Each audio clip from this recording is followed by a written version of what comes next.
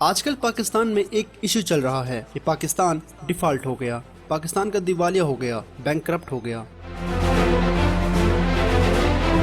اس بات کو لے کر بہت سے لوگ پریشان ہیں کہ ڈیفالٹ کسے کہتے ہیں اور کیا چانسز ہیں کہ ہم ڈیفالٹ کریں۔ اگر خدا نہ خواستہ کر گئے تو اس کے بعد کیا حالات ہوں گے، اور ایک عام آدمی اس حالات میں کیا کر سکتا ہے۔ ابھی تک دنیا میں 146 ملک کبھی نہ کبھی ڈیفالٹ کر چکے ہیں۔ 1939 میں اسپین نے 15 مرتبہ ڈیفالٹ کیا، 1998 میں رشیا نے بھی ڈیفالٹ کیا، اور 78 میں نارتھ کوریا نے ڈیفالٹ کیا، 1994 میں میکسیکو نے ڈیفالٹ کیا، 2015 کے اندر گریس نے ڈیفالٹ کیا، لیکن اس کے بعد بھی وہ سروائیو کر رہے ہیں۔ سب سے پہلے ہم بات کرتے ہیں کہ ڈیفالٹ کہتے کسے ہیں۔ مثال کے طور پر آپ کسی شخص سے لون لیتے ہیں یا بینک سے لون لیتے ہیں گھر خریدنے کے لیے یا گاڑی خریدنے کے لیے، اپنی ضروریات کو پورا کرنے کے لیے۔ تو بینک آپ سے کہتا ہے کہ آپ ہر مہینے ہمیں قسط واپس کریں گے۔ اگر آپ کے حالات خراب ہو گئے یا کوئی مسئلہ ہو گیا کہ 8ویں مہینے کی قسط مس ہو گئی یا آپ سے انسٹالمنٹ ادا نہیں ہو سکی تو آپ ڈیفالٹ کر جائیں گے۔ تو وعدہ جو آپ نے کیا تھا آپ اسے پورا نہیں کر سکے، لیکن آپ کسی فائنینشیل ایشو یا کسی بیماری کی وجہ سے اپنی قسط ادا نہیں کر سکے تو بینک آپ کو 15 دن کا ٹائم دے گا، آپ کو نوٹس دے گا جس میں اپنی اکنامی کو سٹیبل کر سکتے ہیں۔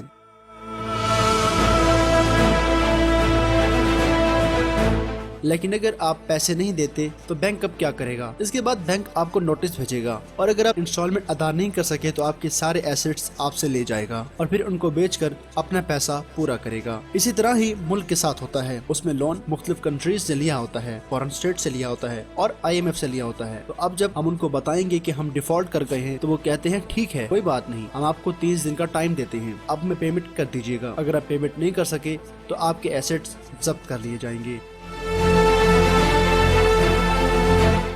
آپ کا انٹرسٹ بڑھا سکتا ہے، آپ کو مزید قرضے نہیں دے سکتا، آپ کے ملک کی ڈیولپمنٹ رک جاتی ہے، اسٹاک مارکیٹ کریش کر جاتی ہے، انویسٹرز کا آپ پر یقین اٹھ جاتا ہے، جس سے اس ملک کی مہنگائی میں اضافہ ہو جاتا ہے۔ انویسٹمنٹ کی کمی کی وجہ سے آپ کے ملک میں لیبر کرائسس آتے ہیں، آپ کی منی ڈی ویلیو ہو جاتی ہے۔ اگر آج ڈالر کی قیمت 250 کے قریب ہے تو اگر پاکستان ڈیفالٹ کر جاتا ہے تو 400 سے تجاوز کر سکتی ہے۔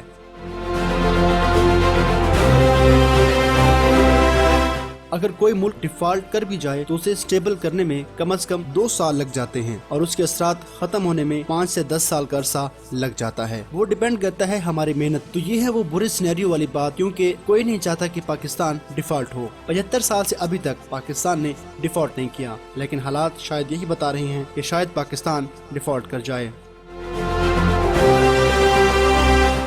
بہت سے ملکوں کی خواہش ہے کہ پاکستان ڈیفالٹ کر جائے تاکہ پاکستان کو اس کی اوقات یاد دلائی جائے۔ اگر اچھے پوائنٹ آف ویو سے بات کریں تو یہ کوئی بڑا مسئلہ نہیں جس سے پاکستان نکل نہیں پائے گا۔ پاکستان ایک فوڈ سفیشینٹ ملک ہے، اتنا فوڈ ہم اپنے ملک میں اگا لیتے ہیں کہ جس سے ہم اپنی ضروریات کو پورا کر سکتے ہیں، کہ اگر ہم کہیں باہر امپورٹ نہ بھی کریں تب بھی اپنا گزارا کر سکتے ہیں۔ تھوڑا سا پاور کرائسس آئے گا لیکن ہمارے پاس ڈیمز ہیں، دریا ہیں، چشمے ہیں اور بھی نیگیٹو چیزیں ہیں جس سے ہم سروائیو کر سکتے ہیں۔